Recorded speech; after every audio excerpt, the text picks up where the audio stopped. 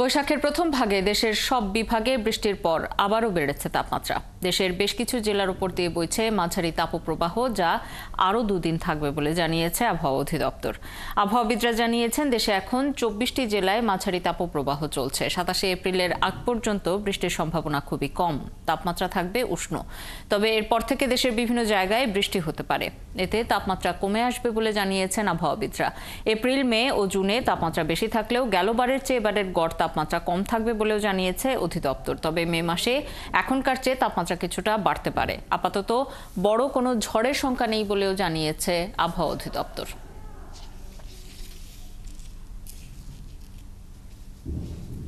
আবহাওয়া পরিস্থিতির আরো খবর নিয়ে আমাদের সাথে যোগ দিচ্ছেন সহকর্মী ফরহাদ বিন মালেক।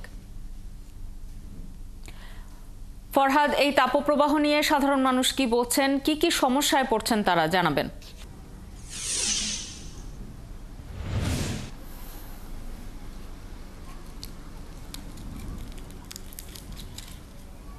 সকালে আমরা আবহাওয়া অধিদপ্তরে গিয়েছিলাম, তাদের কাছ থেকে জেনেছি যে আরও কমপক্ষে 2 দিন অপেক্ষা করতে হবে আবহাওয়ার এই পরিস্থিতি থেকে উত্তরণের জন্য।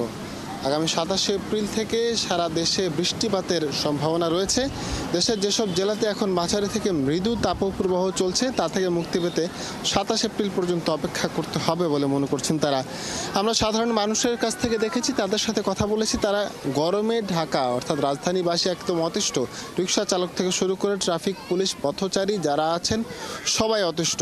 কিন্তু জীবনের প্রয়োজনে, জীবিকার প্রয়োজনে তাদেরকে বেরোতে হচ্ছে, তাদেরকে কাজ করতে হচ্ছে। গরমকে আসলে সহ্য করেই তাদেরকে চলতে হচ্ছে। আমি এখন চন্দ্রিমা উদ্যানের পাশে যে লেক, সেই লেকের পাশে দাঁড়িয়ে আছি। গরমকে কিছুটা সময়ের জন্য হলো বিদায় জানাতে কিশোর থেকে শুরু করে বিভিন্ন বয়সের মানুষ এখানে এসে গোসল করছেন। তারা কিছুটা সময় গরমকে ভুলে থাকার চেষ্টা করছেন। আমরা দেখছি যে তারা গোসলে এসে আনন্দে মাতছে, যে এই গরম থেকে মুক্তির জন্য যে একটা আনন্দের একটা উপলক্ষ হতে পারে এই ঢাকা শহরের বিভিন্ন লেকে গোসল করা, এটা আসলে এখানে না আসলে আসলে বোঝার উপায় নেই। তবে সাধারণ মানুষ অতিষ্ঠ, সাধারণ মানুষ বৃষ্টির অপেক্ষা করছে। সাধারণ মানুষ চায় যে খুব দ্রুতই এই ভ্যাপসা গরম থেকে যাতে তারা মুক্তি পায়। আর আবহাওয়া অধিদপ্তর বলেছে 27 তারিখ পর্যন্ত অপেক্ষা করতে হবে, তবে বড় রকমের ঝড় তুফানের শঙ্কা নেই বললেই চলে। আমাদের সঙ্গে ফরহাদ, ধন্যবাদ আপনাকে যুক্ত হবার জন্য। ঢাকার খবর জানছিলাম, একটু ঢাকার বাইরের খবরও জেনে আসি দর্শক। আমরা এমনিতেও জানি যে ঢাকার চাইতে উত্তরবঙ্গের দিকে গরম বেশি থাকে। আমাদের সঙ্গে তাপপ্রবাহের খবর নিয়ে রাজশাহী থেকে যুক্ত হচ্ছেন সহকর্মী রাশেদুল হক রুশো। রাজশাহীতে তো ঢাকার চেয়ে গরম বেশি পড়ে। আমরা এতক্ষণ ঢাকার খবর জানছিলাম। রাজশাহীতে তাপমাত্রা কত আজকে জানাবেন, এবং রোদের প্রকোপ কেমন, আর সাধারণ মানুষের কি অবস্থা এই গরমে, শ্রমজীবী মানুষের কি অবস্থা জানাবেন।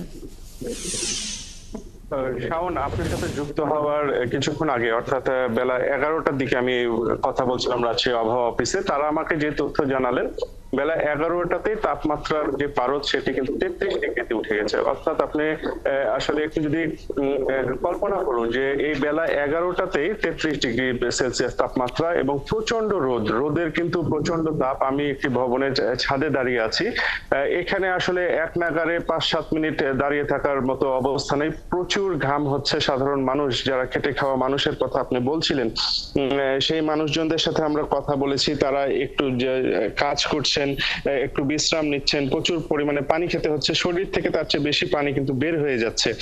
এই যে আবহাওয়া, এই আবহাওয়ার মধ্যে কিন্তু এক ধরনের সাধারণ যে জীবনযাপন সেটা কিন্তু ব্যাহত হচ্ছেই। আপনি বলছিলেন যে উত্তরাঞ্চলে গরম হয়। আমি আসলে এখান থেকে দেখাতে ঠিক পারছি।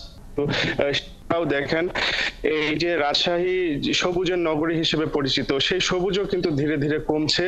এই যে সারি সারি অট্টালিকা, এগুলো আসলে তৈরি হচ্ছে। সেই জন্য এই যে গরম, সর্বোচ্চ তাপমাত্রা আমরা যেটি গতকালের তথ্যটি পেয়েছি 39 ডিগ্রি সেলসিয়াস ছিল, কিন্তু অনুভূত হচ্ছে আরো বেশি। আর আরো একটি যে বিষয়টি হচ্ছে যে সর্বনিম্ন তাপমাত্রা সেটি কিন্তু কমতে পারছে না। গতকালের সর্বনিম্ন তাপমাত্রা আমরা পেয়ে 27 ডিগ্রি সেলসিয়াস। অর্থাৎ এই যে সন্ধ্যার পরেও যে তাপমাত্রা কমছে, যে কংক্রিটের যে জমে থাকা যে উত্তাপ গুলো, সেটি সন্ধ্যার পরে কিন্তু এই উত্তাপ ছড়াচ্ছে। অর্থাৎ রাতের আবহাওয়া কিন্তু খুব বেশি।